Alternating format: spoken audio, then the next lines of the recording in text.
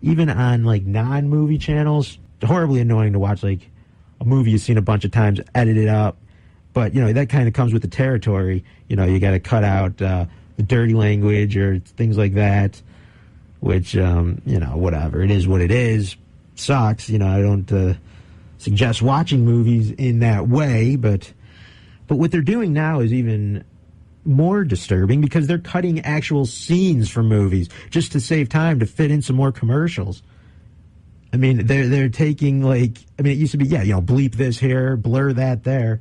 But now to, like, get rid of a scene just to save time so you can throw in some more horrible ads, that's ridiculous. I mean, Mrs. Doubtfire, classic Robin Williams movie, was on the other day. And that scene where he's doing all of his characters for that older woman, and you know, she asks him, do you think you're funny? Because, you know, she was totally unimpressed with him, and he goes, I used to. A funny scene. They just cut that right out of the broadcast. Like, I mean, so if you never saw the movie before and it was the first time you're watching it, you wouldn't even know about that great scene. And they do this more and more. And this is not the only movie that I've seen this happen on. So, truly despicable what these TV channels are doing these days.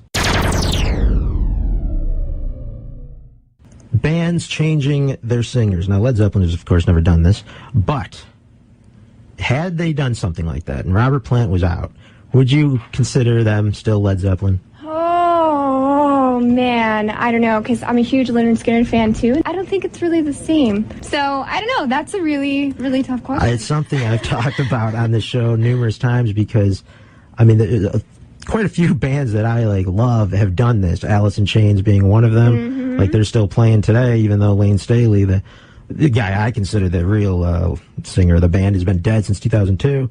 And they're still touring today. So when people say, oh, man, I'm going to see Alice in Chains, not really, you know. You're not going to see the right. Alice in Chains. It's, yeah. And, yeah, so there's a few bands that have done that really kind of irritates me.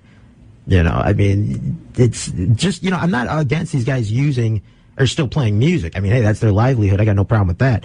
But, you know, it's the using the same name, you know.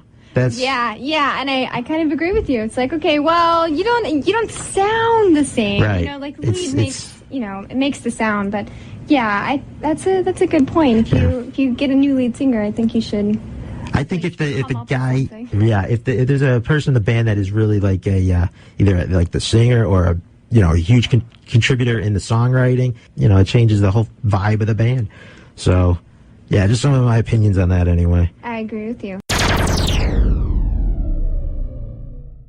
All right, I'm going to switch gears right now and talk about that nightclub fire that happened on February 20th, 2003 at the Station Nightclub in Rhode Island. Now, this was a horrific event. This is something that really should never have happened. The band Great White took the stage. They right during their first song, they shot up some pyrotechnics. This was like in a matchbox. I mean, there was no sprinkler system. This place was an old club. It never really should have been okayed to set off pyrotechnics. So that's why there were huge lawsuits after this. Was it Great White's fault? Was it the club's fault? Ultimately, it was, yeah, they shared some blame there. It was because the club did some sketchy things to keep their license, and they didn't put the people's safety first. So that's a tragedy right there. And then the pyro guy for Great White, I believe, was also charged. There was plastic foam that was used around the club for, you know, sound, trying to block out the sound. Instead, that stuff caught like you wouldn't believe, caught immediately fast, and then the fire broke out. And unfortunately, everybody ran to the door that they came in. They figured that was the best way out. Unfortunately, it was not. Everybody started trampling each other. The lights cut out, and it was just a pileup at the door. Nobody could get out. And what a horrible way to go. And this was another terrible error by the club, is that they did have other doors, exits, but they weren't lit up. They weren't. Nobody knew that there were exits over there. Just not. The club was not ready for any of this, and cost 100 people their lives. And there is footage of this on YouTube. And I don't just mean the outside after it was set on fire. It was ironically, and this is very unusual and very strange, but they were doing a story. The local news station there in Rhode Island was doing a story on, this sounds crazy and it sounds like I'm making it up, but I'm not. They were doing a story on club safety.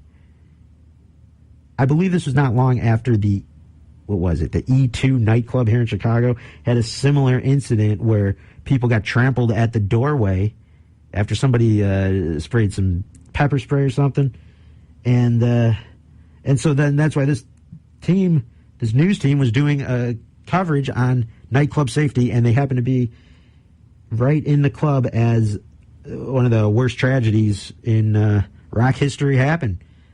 So there was a guy filming as the inferno began, and you see people right off the bat, like in the footage, not knowing if that was part of the show, that the fire was spreading to the wall, and it was really freaky to watch. So if you are if you're interested, that is on YouTube, that footage. So I thought I would mention that really tragic event that happened on February 20th, 2003 at that show.